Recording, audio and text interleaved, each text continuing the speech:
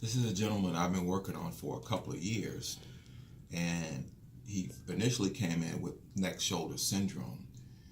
Um, it's better, and he has some periods of having no pain, but it always comes back. And so we've centered the key or the seed here, and I put a lot of force and effort into this spot, trying to break it up so that nature can restore it. But there's a hunk of beef jerky in there, and I'll show you what I do to break it up. Um, this is the third layer. A half hour ago, I did his front, and I did a 22 gauge treatment on this, and I decided to take a picture. This is a 25 gauge, and I'm going to kind of finish it off. But it's right in there, and the needle might bend, and I want you to see that. I got my finger here and here, and pinch. Okay. Nope. Nope. Oop, I felt some gritty. Okay.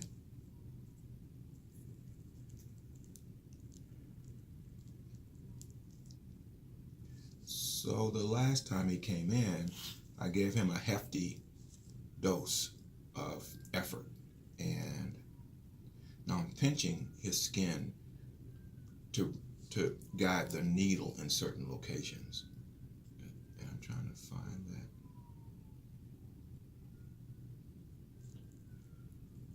You can see how the needle gets caught on the fibers, and it, let me see, nope, shucks, I may have already softened it. Once you kind of rip and tear and cut, it fills up with fluid, blood, and it's kind of softens. Oh, there may be a little knot there. And once it softens, you lose your sense of where you are. And on a healthy person, I wouldn't do this because the tissue is too soft. But he's been having this since the 80s. And so this is combination of wet dry needling. I did some acupuncture needling. I put in a little sweetener. I call it sweetener. It's a little lidocaine, salt water, and some steroid, because if you just dry needle, his eyeballs will pop out.